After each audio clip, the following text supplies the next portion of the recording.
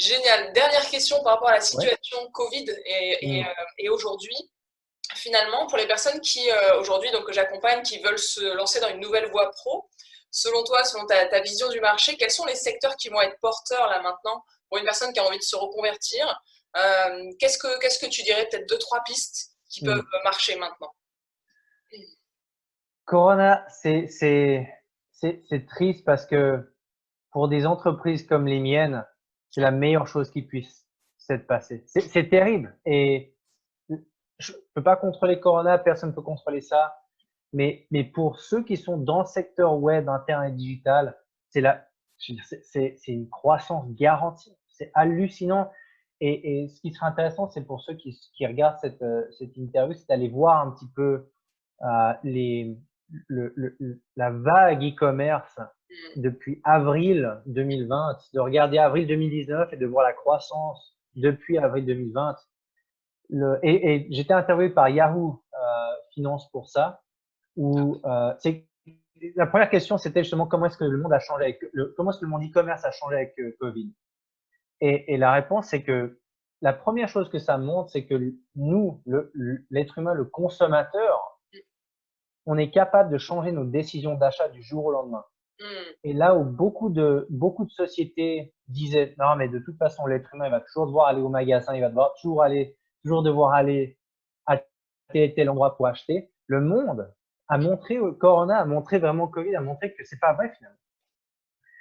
Il y a des personnes qui aujourd'hui, je pense à la génération de mes parents, qui n'avaient jamais rien acheté sur Internet.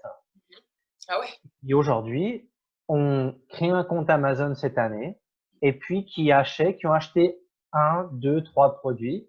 Et je sais, en observant ça, parce que ça fait depuis 2000, je vends sur Internet depuis 2000 et mon premier produit à moi en 2003.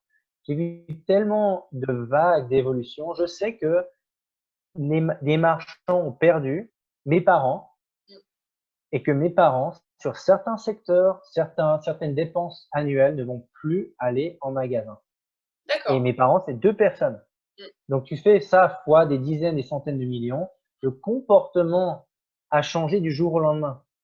hmm, Donc ça, c'est la première chose à comprendre, c'est que le marchand, finalement, ne contrôle pas le comportement du client. C'est le comportement du client qui doit dicter le comportement du marchand. intéressant. Et, et on a montré qu'on est capable d'acheter beaucoup plus sur Internet parce qu'il n'y a pas d'autre option. Et donc, oui, ce que je disais justement sur Yahoo, c'est que oui, tout à fait, il va y avoir un segment de cette population qui n'achetait pas sur Internet avant, qui va retourner en commerce physique, Mhm, mais il y a aussi un pourcentage qui ne va soit plus jamais retourner, soit qui va réduire. Et donc, ils vont acheter sur le web. Donc la chance que tu as, c'est d'avoir démarré sur Internet il y a plusieurs années maintenant, tu comprends ces outils, tu connais ces outils. C'est une chance pour nous, finalement, pour ceux qui comprennent hmm, ça. C'est un complètement. malheur pour ceux qui ont repoussé. Et on en parle chaque semaine depuis que Covid a commencé. En interne, en équipe, on parle de ça. Les entreprises, les entrepreneurs qui ont repoussé, et tu les as entendus, ouais, Ouais. Internet, c'est pas important pour mon activité, Hmm, les réseaux sociaux, hmm, c'est éphémère, Internet, c'est éphémère. oui, Aujourd'hui, ouais, soit ils ont fait faillite ouais. en l'espace de quelques semaines, quelques mois, et tu vois des monstres, tu vois des compagnies aériennes Hmm, qui littéralement, soit on fait faillite, soit vont faire faillite. Donc, c'est pas seulement le petit entrepreneur, c'est des groupes qui pensaient tout savoir et qui ont délaissé le web et finalement, voilà, il y a des conséquences hyper désastreuses. Donc, pour tous les activités qui touchent au web, on a de la chance parce que non seulement les choses vont bien, mais les choses vont beaucoup mieux qu'avant même. Donc ça, c'est la toute première chose. Et je dis tout ça pour dire que les carrières qui touchent à tout ce qui touche au web Complètement, vont ouais. généralement avoir un super avenir. On a recruté 10 personnes ce mois-ci, justement au mois de juin. Le mois prochain, ça va être un minimum de 5, mais probablement une bonne dizaine de personnes encore. Donc, je veux dire, c'est là que se passe. Donc, l'avenir, moi, ça fait, et je dis ça justement sur une interview que moi, je mise sur Internet depuis 2003. Quand je suis je me suis dit, l'avenir de ma vie, donc les prochaines décennies, c'est le web. Peut-être que je me plante, mais moi, je mise sur le web. Ouais. Ça a mis 17 ans pour que le monde se rende compte par la force des choses que le web, c'est pour toujours finalement. Et donc tout ça pour dire que les secteurs qui touchent à des compétences qui peuvent être relayées sur le web vont prospérer de plus en plus. Je pense notamment à tout ce qui touche à la communication. Aujourd'hui, et on a littéralement une liste d'attente pour certains de nos programmes où on ne peut pas servir les clients parce qu'on a trop de demandes. Parce que les entreprises, les entrepreneurs, les dirigeants se rendent compte que c'est maintenant ou jamais. Et donc, si ton audience qui veut transitionner du salariat normal ou te créer des sources additionnelles de revenus, peuvent trouver une compétence qui est uniquement payable et accessible via le web, c'est là qu'ils vont pouvoir se faire 500, 1000, 2000, 3000 euros par mois de plus à côté de ce qu'ils font.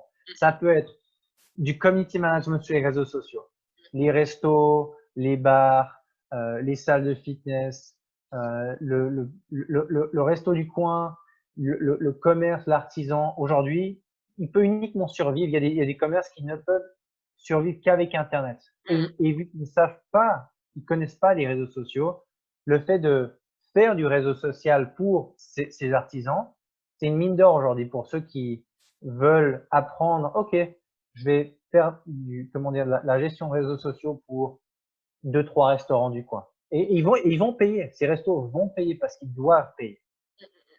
Donc, tout ce qui est communication qui touche finalement à la distribution de messages via les réseaux sociaux sur le web, c'est le début de cette révolution finalement. Parce que le monde fait qu'aujourd'hui, on communique de plus en plus. Et il y a cette peur de nouvelles vagues de Covid. Je pense qu'en France, vous le voyez aussi. Aux États-Unis, c'est une horreur. En Asie, c'est aussi une horreur maintenant.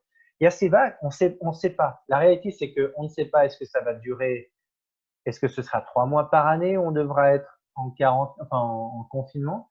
Est-ce que ce sera 2 fois 3 mois par année? Est-ce que ce sera 2 fois 3 mois par année pendant les 10 prochaines années? Personne ne sait.